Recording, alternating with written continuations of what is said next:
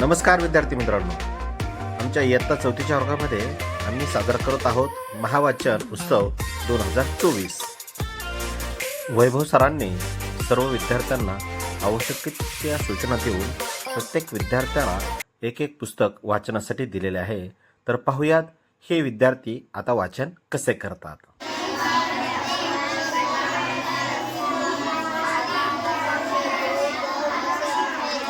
इकडे बघा, इकडे बघा,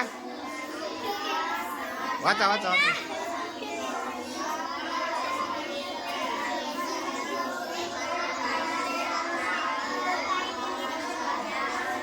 पाहिलं मित्रांनो, आमची मुलं किती छान वाचतायत। आता वाचलेल्या पुस्तकाचा सारांश एका पानावरती लिहायचा आहे।